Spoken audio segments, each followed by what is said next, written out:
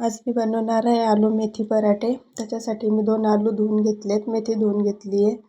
Cooker घेतला, कुकरमध्ये आलू चिरून टाकले, त्याच्यामध्ये पाणी टाकून कुकर गॅसवर लावलाय।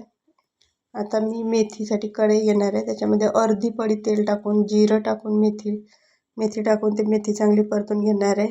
त्याच्यानंतर त्याच्यासाठी लागणारं वाटण आलं, लसूण, हिरवी मिरची मिक्सरला वाटून घेणार आहे। मिक्सरला वाटून घेतल्यानंतर इथं मेथीचं पाणी सुकेपर्यंत हिला परतायची। वाटण झालं आहे। आता मेथी परतलेली मेथी एका परातमध्ये काढून घेतली, अर्धी वाटी बेसन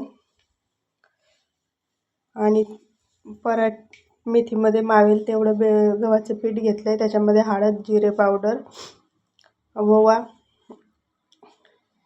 आणि यातलं अर्धं वाटण याच्यामध्ये टाकायचं मेथीच्या पराठ्यामध्ये आणि चवीपुरतं मीठ, 1-1.5 चमचा मीठ घेतलंय। ते सगळं मिक्स करून घेतलं, मग पाण्यामध्ये टाकून थोडंसं चांगलं स्मॅश करून मेथी हाताने मळून घेतलंय। आता बटाटे झाले, बटाटे काढून ते सोलून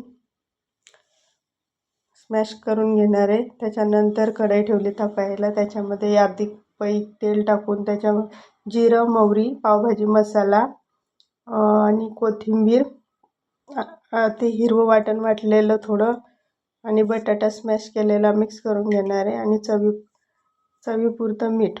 हे चांगलं मिक्स झालं की हे पण एका ताटामध्ये काढून गार करायला ठेवणार आहे।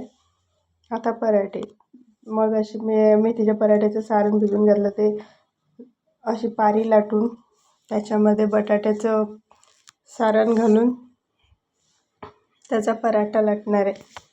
बटाट्याचं सारण घालून त्याला चांगलंसं हे करून पुरणपोळीसारखं असं लाटून घेणार आहे।